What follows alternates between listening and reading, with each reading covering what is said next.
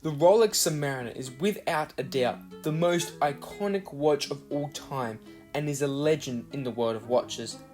But its little annoying brother, which is the Tudor Black Bay 58, is fighting to overthrow his big brother and become the favourite of the family.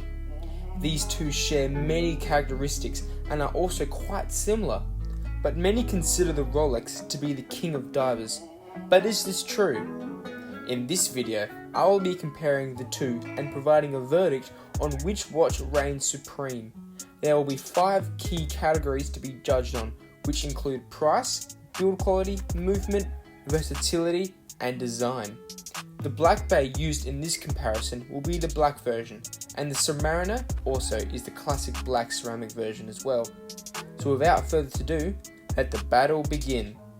When it comes to price, there's no doubt that the Tudor is far cheaper than the Rolex. As brand new, the Black Bay costs under 5,000 Australian dollars. A Submariner nowadays retails for 11,400 Australian dollars, and that's if you can get one from an authorised dealer or Rolex store. Additionally, the Rolex costing more than half of the Tudor means the value for money argument favours Tudor, as the Submariner, in my opinion, is not twice as good as the Black Bay. So overall, on price, Tudor easily takes this point. Number 2, build quality. There is no doubt that the Submariner has excellent build quality, but the Tudor comes in very close as well. Both have premium stainless steel cases and bracelets, but Rolex edges over Tudor with its legendary oyster steel build. But Tudor isn't far off by any means, as we all know Rolex owns Tudor, so the quality is also pretty similar. The Submariner features a classic ceramic bezel which trumps over the Black Bay's aluminum bezel.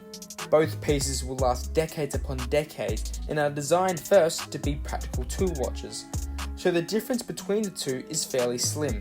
But the point goes to Rolex, tying the scores at 1-1, as from a build perspective, the Rolex has better materials and superior build quality.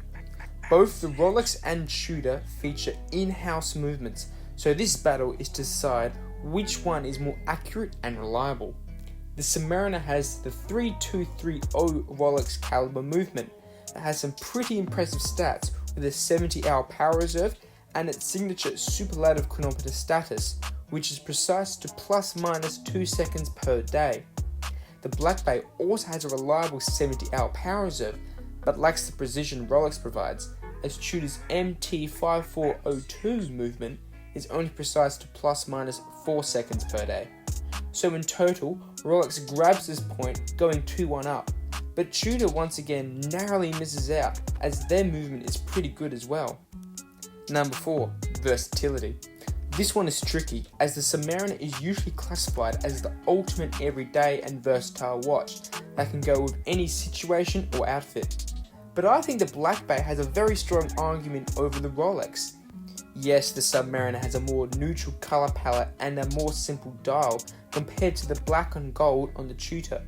But the Black Bay's 39mm case is the absolute perfect size for a wristwatch, compared to the Submariner's larger 41mm size. The Tudor suits a wider range of wrists and is a more acceptable size in different situations.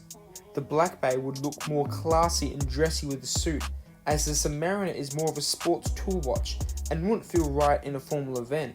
But the Tudor is also very sporty and is very similar in that regard to the Submariner.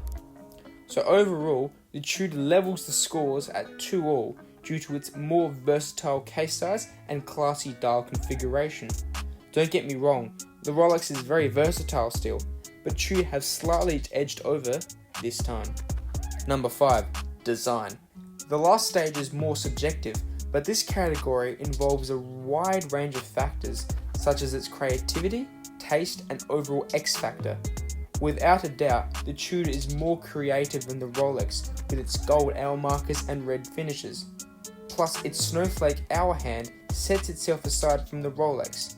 The Submariner, however, is more tastefully done, as it has a more neutral colour scheme and a less flashy dial. Rolex over the years has kept its design almost identical and have tastefully achieved its look.